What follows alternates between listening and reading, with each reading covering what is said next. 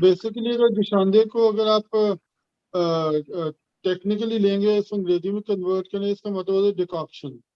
Decoction से मुराद है कि आप कोई चीज भी पानी में डाल कर उसको उबाल लें, तो जब उसका असर पानी में आ जाए तो उसको पौन कर तो पी लें।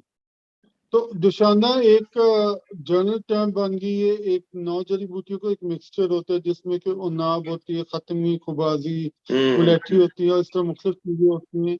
उनको असल तरीका ये होता है कि उसको जो मिक्सचर ऑफ 9 हर्ब्स है, इसको रात को पानी में भिगो के रख दें और सुबह इसको एक सेर पानी में उसको रखा जाता है। उसके बाद सुबह उसको उबाला जाता है। जब वो आधा रह जाए तो उसमें चीनी डाल के उसको 4 हिस्सों में तकसीम करके पिया जाता है। ये बड़ा मुश्किल सा प्रोसेस है और लोग उसको आज भी यूज करते हैं। हमदर्द का जुशांदा जो आज भी मिलता है, जुशांदा से मुराद वो इंस्टेंट जुशांदा नहीं, जुशांदा होता है जिसमें के 9 जड़ी बूटियां होती हैं। 9 जड़ी बूटी होती है और उनको काफी देर तक उनको बॉयल किया जाता है। जी हाँ, फिर उसका एक्सट्रैक्ट निकाला जाता है। हाँ, ये थोड़ा सा असल में आजकल दुनिया इतनी फास्ट हो गई, लोगों के पास इसका टाइम नहीं है।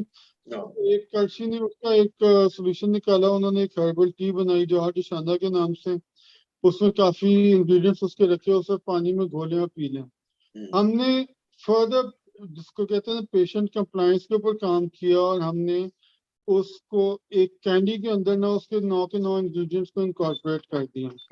आपको नजला और जुकाम हो रहा है, आप एक कैंडी बस पॉप आउट करें और अपने मुंह में डालें और आपको उन तमाम 9 जड़ी बूटियों का जो इफेक्ट है ना बड़ी इफेक्टिवली मिल जाएगा। तो वी आर प्रोड्यूसिंग उस तरह हम ना उन जड़ी बूटियों को इस जुशांदा बनाने के लिए 4 तरह से एक्सट्रैक्शन की जाती है। एक लज़ेंज बनाने के लिए मुलेठी की एक्सट्रैक्शन किसी और तरीके से होती है, उनाब की और उसकी सौंफ की किसी और तरीके से। इस तरह सब इंग्रेडिएंट्स को इस तरह से एक्सट्रैक्ट किया जाता है कि उनके जो फार्माकोलॉजिकल इफेक्ट्स हैं वो डिस्टर्ब ना हो माशाल्लाह, और उनकी स्टेबिलिटी भी रहे कम से कम हमारी शेल्फ लाइफ तक।